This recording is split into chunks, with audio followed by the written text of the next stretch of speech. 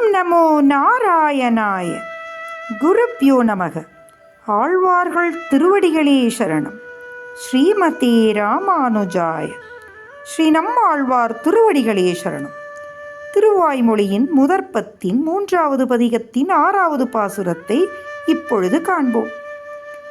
ஆத்மாவை ஒருவரால் உணர முடிந்தாலும் சர்வேஸ்வரனை யார் ஒருவராலும் எளிதில் புரிந்து கொள்ள முடியாது. இந்த பரம புருஷன் முப்பெரும் தேவர்களில் அவர் யார் என்பதில் குழப்பம் இருக்கும்.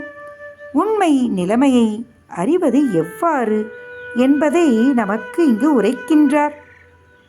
உணர்ந்துணர்ந்தீழிந்தகன்று உயர்ந்து உருவியந்த இந்நிலைமை உணர்ந்துணர்ந்து உணரிலும் இறைநிலை உணர்வரிது உயிர்காள்.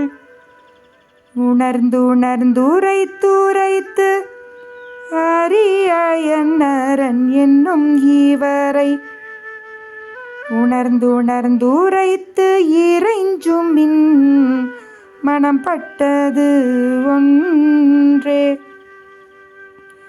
முதலில் தன்னைத்தானே உணர்ந்து கொள்வது, நான் என்னுடையது என்பதை இழிந்து அகன்று அந்த எண்ணங்களை வெளியேற்றி இந்த ஜீவாத்மாவின் இயல்பை உணர்ந்து அது ஞானமுடையது. அந்த ஞானம் தூய வடிவில் எல்லையற்றதாகவும் எங்கும் பறந்து விரிந்ததாகவும் இருக்கின்றது.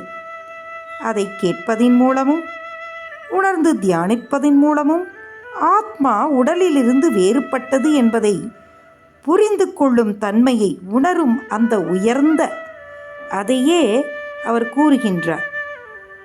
உயர்ந்த உருவியந்த இந்நிலைமை என்று சொல்லுகின்றார். அந்த நிலைமையை அடைந்தாலும் இறைநிலை அதை உணர்வது மிகவும் அரிது உயிர்களே, ஜீவாத்மாக்களே என்று கூறுகின்றார். ஆனால் அதை அறிந்து கொள்வதற்கும் ஒரு எளிய வழியை காட்டுகின்றார்.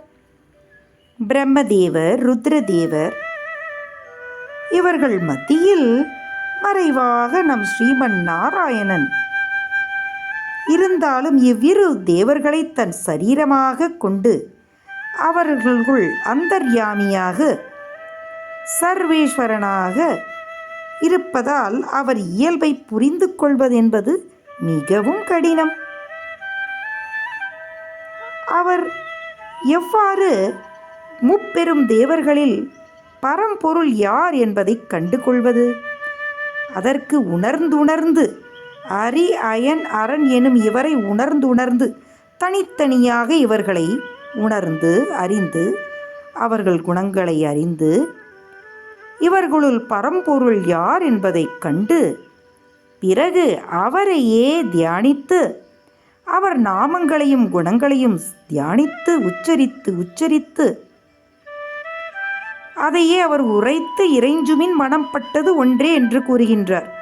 அவ்வாறு அவருடைய நாமத்தை உச்சரித்து அணுகி இறைஞ்சும் போது நாம் அவர் மனத்துடன் ஒன்றுபட்டு ஒன்றர கலக்கின்றோம் அல்லவா?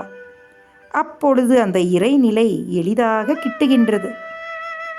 ஆகையால் வாருங்கள், நாமும் அவர் நாமத்தை கூறி உரைத்துரைத்து இறைந்து அவர் மனதுடன் ஒன்று கலப்போம், இன்னும் சிந்திப்போமாக. ஓம் நமோ பகவதி வாசுதேவாய.